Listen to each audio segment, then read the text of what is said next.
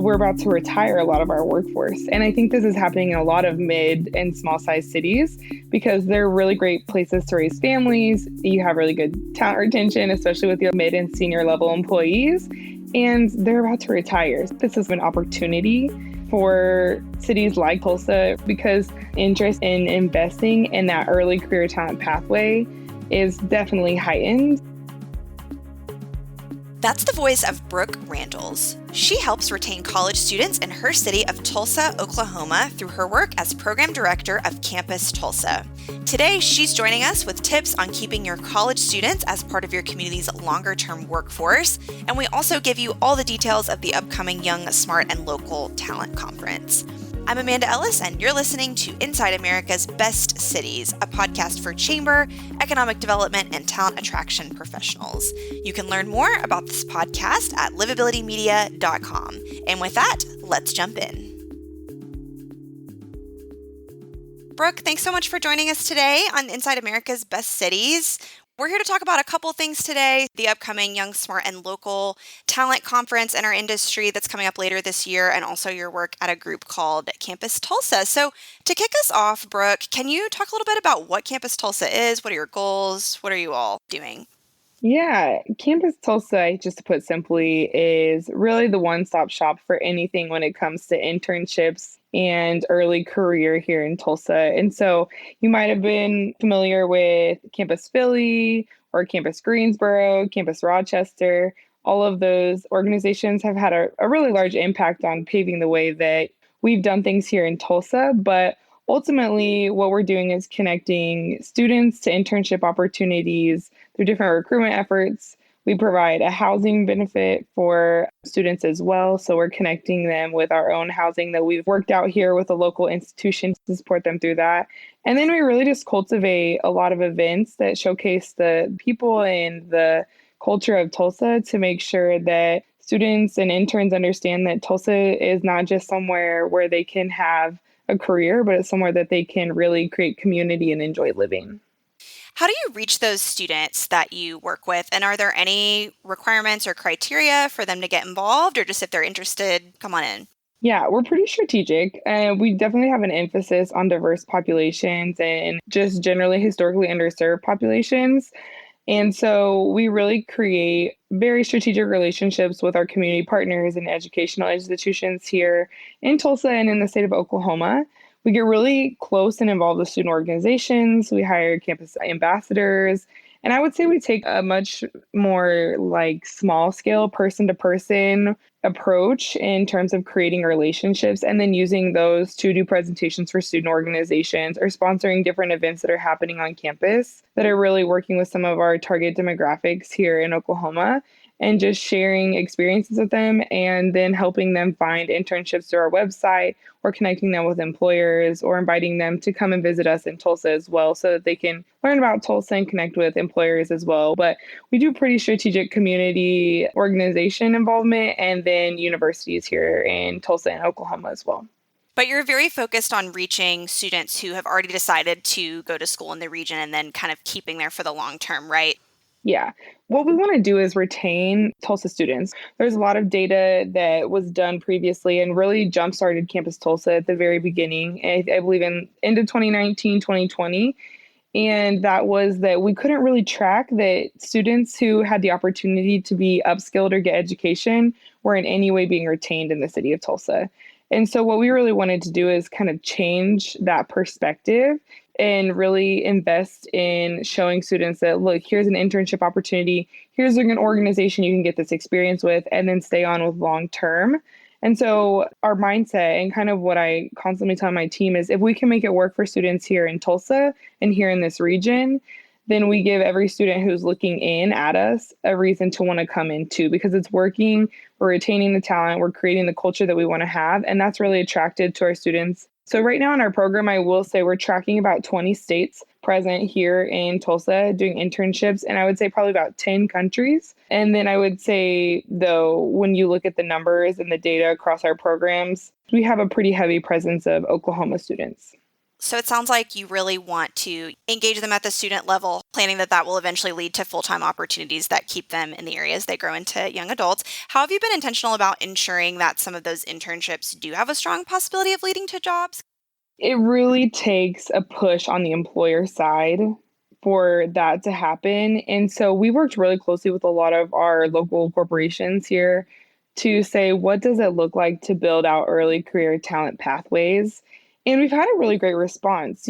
Something that is interesting about Tulsa is that we're about to retire a lot of our workforce. And I think this is happening in a lot of mid and small sized cities because they're really great places to raise families. You have really good talent retention, especially with your mid and senior level employees, and they're about to retire. This is an opportunity for cities like Tulsa because interest in investing in that early career talent pathway is definitely heightened. And so we're hearing really great feedback from our local corporations, which has not traditionally been how it works in Tulsa or in a lot of cities. It's a great experience. It's almost kind of like their community investment piece, but then they set it down and go throughout the year and do the recruitment again. But I think we're seeing a huge shift with companies thinking about how do we use this to address the large retirement that we're about to come on.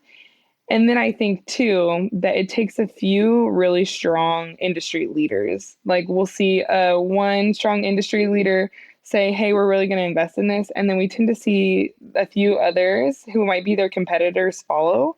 And I think that having those local organizations who stand up and say, we're going to commit to this and to building out our business, and that is really important. And I think finding the right times to have those conversations with corporate partners is really important as organizations who do this type of work. How is Campus Tulsa funded? Like, do you fall under your local chamber or a local organization, or how does that work?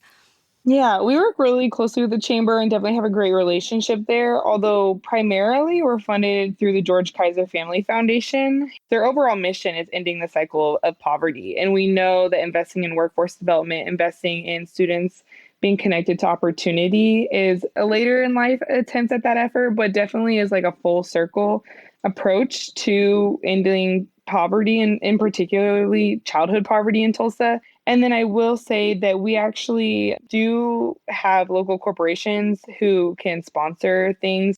Gotcha.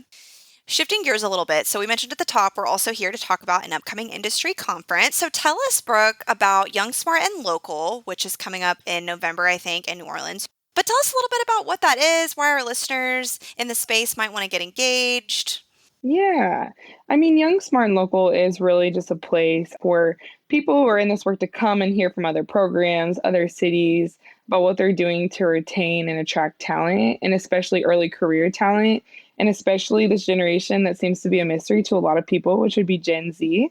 If you have any interest in doing the work where you're looking to provide some strong and secure talent pathways for your city or your overall, ecosystem and retaining and attracting talent, then I think this is definitely the place for you because you get to hear so many different people's challenges. Some of those, most of those, when I walk into them, I think, oh yeah, I have this problem too. And you get to hear people with creative workarounds, and no one workaround or problem solving is going to fix for every city, but it definitely is a great place to make some great connections and collaborate and work with people on supporting talent. We're thinking about workforce development as not just investing in our own companies and economic development as cities, but how do we invest in our workforce as well? I know they have some other programming oriented to just people thinking about talent attraction and retention in general, not only necessarily early career and even from a human resources standpoint. So, does that pretty much cover it as far as programming? I think that hits it. A lot of early career talent pathways, but I would say more than that, thinking about post pandemic and how do we invest in downtowns and maintain our downtowns, even though a lot of people aren't working in them anymore. What do we do about social capital? And how do we explore aligning industry to upskilling programs or higher education? There's a lot in there that pertains to early career talent, absolutely, but it's very applicable to multiple generations of people who are in the workforce. Yeah, I love what you all are doing with this because I do feel like it was sort of a missing piece. And I guess the talent attraction idea of that being a career that people are focusing on is newer. So even though a lot of our professional associations in the space, like ACCE, IEDC, et cetera, have created things around talent attraction as part of their conferences, I love that this is really focused on that. Very cool. November 13th through the 15th, right? Youngsmartandlocal.com. Yes. Awesome. So you talked a bit just now, you threw out some stuff about Gen Z. What do you feel like is the most misunderstood Gen Z characteristic? Since that's the group you get to work with a lot.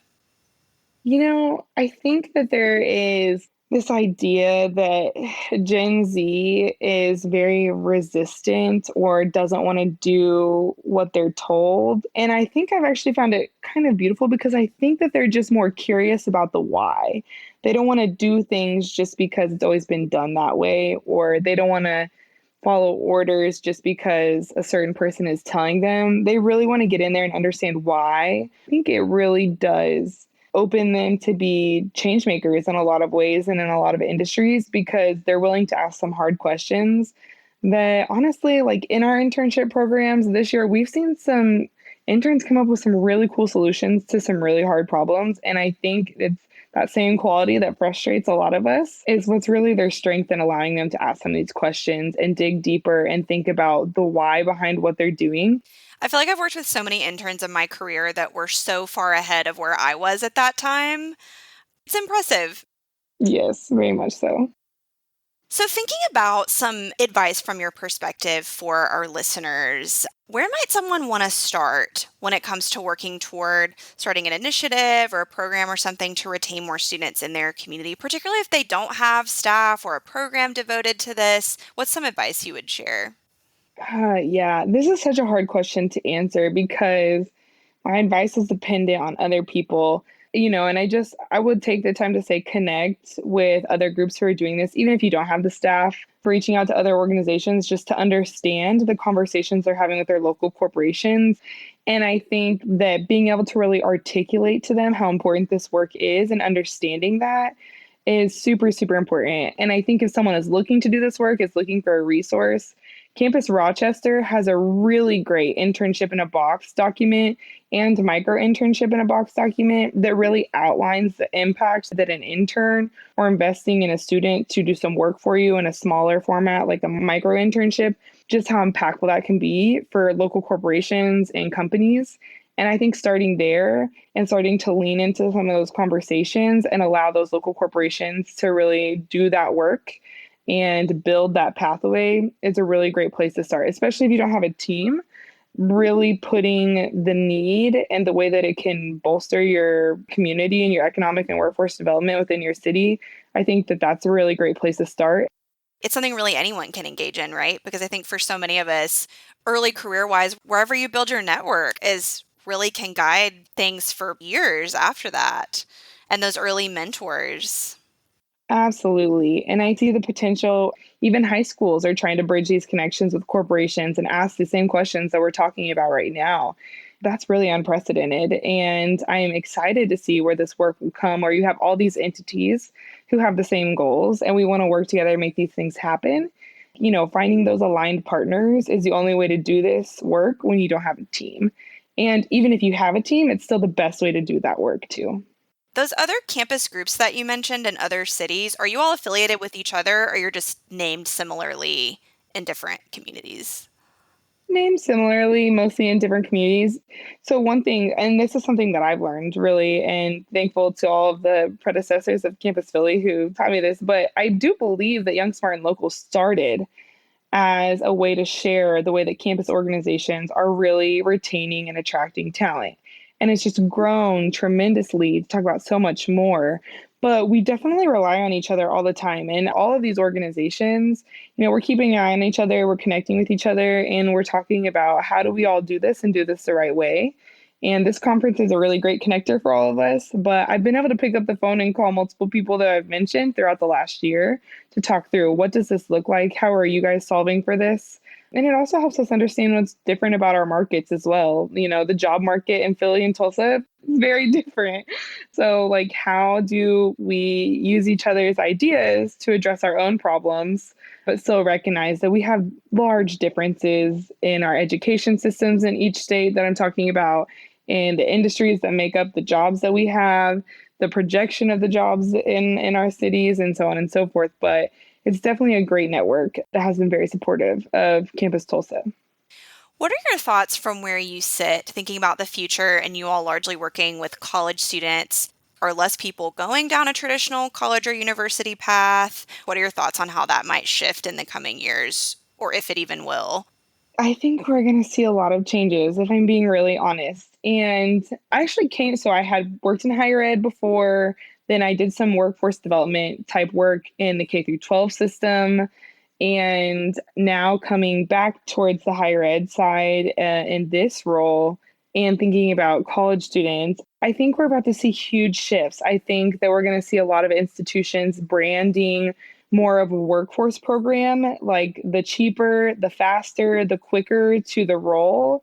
I think the huge increase in tech roles in, Tulsa is not the only city seeing this, but in every city. And the need for these skills that can't be automated, the desire and need for quick skilling, like quick programs that get people the adequate skills to work in these roles that need to be filled right now, they're going to grow tremendously. And I think we'll still have a good variety of roles that really depend on that 4-year degree and so on and so forth. But I can only imagine that we'll start to see 2-year institutions really grow their programs and what they offer and get aligned with the workforce in their cities and think about what does it look like to quickly get our talent the skills they need to fill the jobs that we know are going to be here for a long time and need to be filled now. And I think that we will see a lot of institutions work on that problem, and we will still have college going students, and we'll still have certain professions and certain industries who don't want to break up with the 4-year degree, and some industries that should probably not break up with the training that happens in that time as well. But I do think that we're going to see major shifts here soon. And I think it'll open a lot of opportunity for a lot of people who haven't had the opportunity in the past. I don't think it's a bad thing. It'll just take a lot of patience and a lot of work from a lot of people. But hopefully what it does is it really elevates a lot of communities into high paying roles and high need roles. And we see transformation happen in a lot of our broader ecosystems and cities. Yeah. It's interesting too. I mean, I think a lot of us reflect back, like if you did go down the traditional college path and you're kind of like, how much did that train me or like prep me for what I'm doing? I mean, it can open doors in other ways, like help you meet the right people, help you get the right internships. But yeah, you make a great point about, training you for fields. Like some fields, I think it does that. So it's going to be interesting to see what happens. I'm excited to watch it unfold. There will be a lot to learn during this time, and students will probably surprise us as they always do time and time again. And I'm excited to see how that looks. Well, you have a very cool job.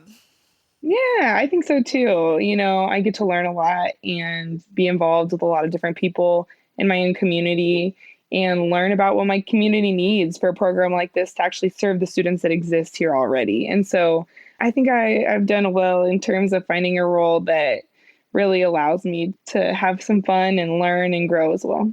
Yeah, and really support people and feel like you're doing something positive. So that's awesome. Yeah, yeah.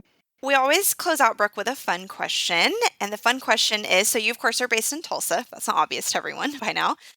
What is a bucket list item, like one thing if someone were visiting that you would say they have to do? Tulsa is a place to eat.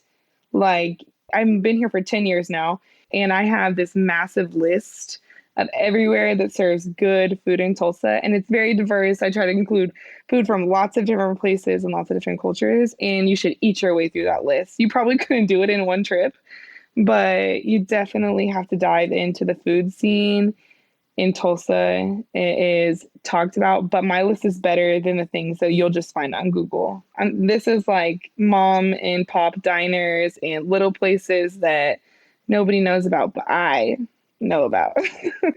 So you're willing to share the list? Willing to share the list with whoever wants it. I can tell you exactly where to eat for every craving in Tulsa.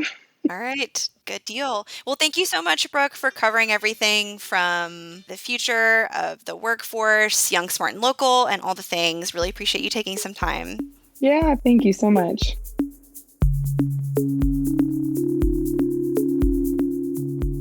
Thanks for listening to the Livability Podcast, where we take you inside America's best cities. At Livability, we highlight the unsung awesomeness of small and mid-sized cities across the country. We also partner with communities to reach their target companies and potential residents through digital content and print magazine programs. If you enjoyed this episode, please follow, rate, and review this show wherever you listen to podcasts.